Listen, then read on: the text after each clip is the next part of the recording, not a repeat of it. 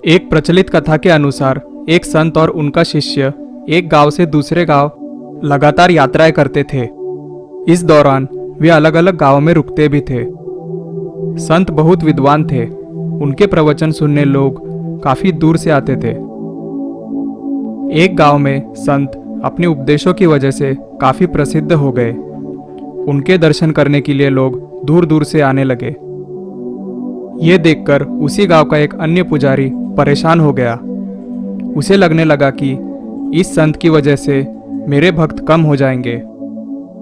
असुरक्षा की भावना की वजह से पुजारी ने संत का दुष्प्रचार करना शुरू कर दिया। वह गांव के लोगों के सामने उस संत की बुराई करने लगा। धीरे धीरे गांव के काफी लोग संत के लिए बुरी बातें करने लगे। एक दिन संत के एक शिष्य को ये सारी बातें मालूम हुई तो उसे बहुत गुस्सा आ गया। वह तुरंत ही अपने गुरु के पास पहुंचा और पूरी बात बताई। संत ने शिष्य की बातें सुनी और कहा कि हमें दूसरों की नकारात्मक बातों पर ध्यान नहीं देना चाहिए। हमें सिर्फ अपने काम में मन लगाना चाहिए। ये बातें सुनकर भी शिष्य का गुस्सा शांत नहीं हुआ।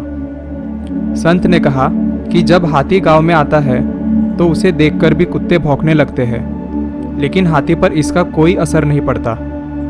हाथी अपनी मस्त चाल चलते रहता है। हमें भी बुराई करने वाले लोगों पर ध्यान नहीं देना चाहिए।